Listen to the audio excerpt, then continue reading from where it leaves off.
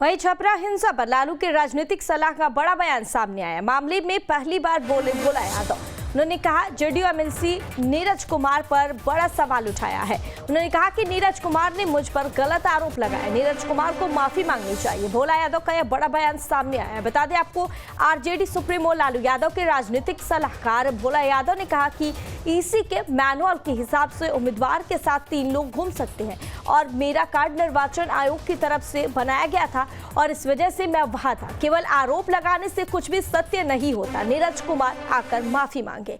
और भोला यादव का यह बड़ा बयान सामने आया। बता दें आपको, बीते दिनों छपरा में हिंसा हुई थी और इसमें गोलीबारी भी हुई थी और इस फायरिंग में 3 लोगों को गोली लगी थी, जिसमें 2 लोगों की मौत हो गई है जबकि एक घायल का इलाज अभी भी जारी है।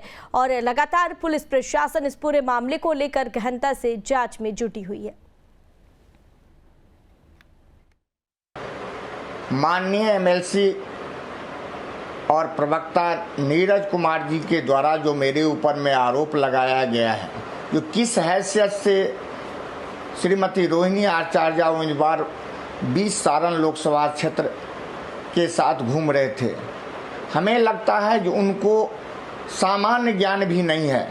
उनको सबसे पहले इलेक्शन मैनुअल को पढ़ना चाहिए, इलेक्शन के प्रक्रिया को पढ़ना चाहिए और इलेक्शन में कैंडिडेट को क्या क्या करना है इसके बारे में पढ़ना चाहिए। और बिना पढ़े हुए जिस तरह से वो बयान दे रहे हैं, उनको सार्वजनिक रूप से माफ़ी भी मांगनी चाहिए। यदि इसकी ज्ञान नहीं है नीरज जी को, तो नीरज जी को सार्वजनिक रूप से माफ़ी मांगना चाहिए और लोगों को ये बताना चाहिए जो हमसे भूल हुई है, हमसे मिस्टेक हुआ है, हम बिना ज्ञान के इस तरह की बातें रख दिए हैं। और इस खबर पर ज्यादा जानकारी के लिए हमारे साथ हमारे संवाददाता उत्कर्ष जुड़े हुए हैं। उत्कर्ष, और छपरा हिंसा को लेकर तेजस्वी यादव का भी बड़ा बयान सामने आया है और इस पूरी खबर को लेकर अब तक क्या कुछ जानकारी मिल रही है? उत्कर्ष।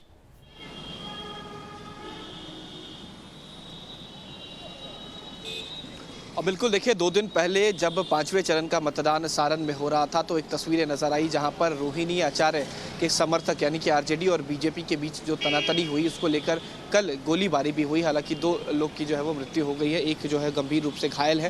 हालांकि इसको लेकर तेजस्वी यादव ने ही कल रात कहा कि तमाम चीज़ें देखी जा रही हैं, अभी चुनाव का वक्त है, चुनाव के बाद तमाम हिसाब होगा।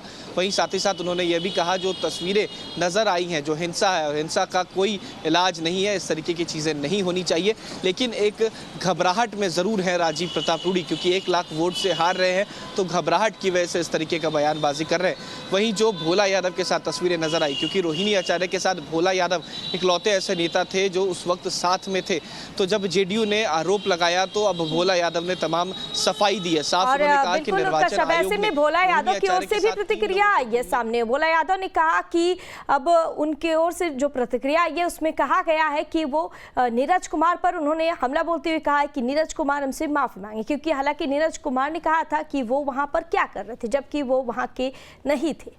उत्कर्ष।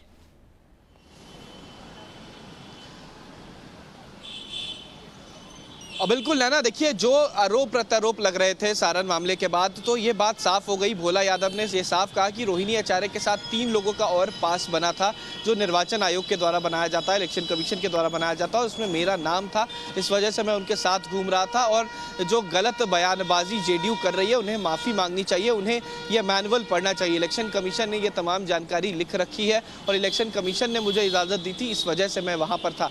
तो हिंसा को लेकर जो आरोप प्रत्यारोप लग रहे थे, इसको लेकर अब भोला यादव ने भी अपना रुख जो है वो साफ कर दिया और जेडीयू से माफी मांगने को कह दिया है। नैना।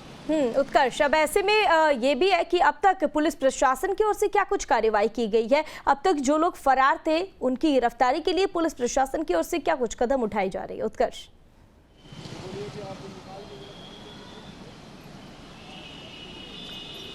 और बिल्कुल देखिए, कल से ही इंटरनेट सेवा जो है वो सारण में बंद कर दी गई है। कल तक जो है वो इंटरनेट सेवा वहाँ पर सुचारू रूप से चालू नहीं रहेगी।